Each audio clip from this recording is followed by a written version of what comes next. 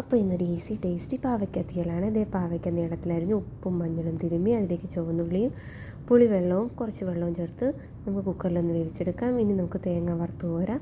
ഞാൻ നേരത്തെ തേങ്ങ വറുത്ത് വെച്ചാണ്. ഇനി മസാല മാത്രമാണ് തയ്യാറാക്കുന്നത്. അതിന് മല്ലിപ്പൊടി, മുളക് പൊടി, കറിവേപ്പില, ചുവന്നുള്ളി, പിന്നെ നമ്മൾ വറുത്ത തേങ്ങ കൂടി ചേർത്ത് നന്നായിട്ടൊന്ന് മൂപ്പിച്ച ശേഷം ഏറ്റവും അവസാനം തീ ഓഫ് ചെയ്ത് കുറച്ച് പച്ച വെളിച്ചെണ്ണ ഒഴിച്ചെടുക്കുന്നുണ്ട്.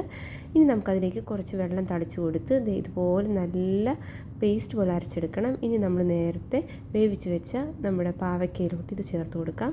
ഇനി നന്നായിട്ട് മിക്സ് ചെയ്ത് അത് നല്ല തിള വരുമ്പോഴേക്കും നമുക്ക് ഇതിനകത്ത് പുളിയും ഉപ്പുമൊക്കെ നോക്കിയിട്ട് ആവശ്യാനുസരണം ചേർത്ത് കൊടുക്കാം. ഇനി അവസാനം ഇതിലേക്ക് ഒരു നുള്ള് പഞ്ചസാര ചേർത്ത് കൊടുക്കുന്നുണ്ട്. അങ്ങനെ കുറുകി വരുമ്പോൾ തീ ഓഫ് ചെയ്യാം. ഇനി ഇതിലേക്ക് നമുക്ക് കറിവേപ്പില, വറ്റൽമുളക്, ചുവന്നുള്ളിയും കൂടി വറുത്ത് നമുക്കിതിലേക്ക് ചേർത്ത് മിക്സ് ചെയ്താൽ നമ്മുടെ വളരെ ഈസി ആയിട്ടും ടേസ്റ്റി ആയിട്ടുള്ള നമ്മുടെ പാവയ്ക്ക തീയൽ ഇവിടെ റെഡിയാണ്. അപ്പം നിങ്ങളെല്ലാവരും ട്രൈ ചെയ്യണേ.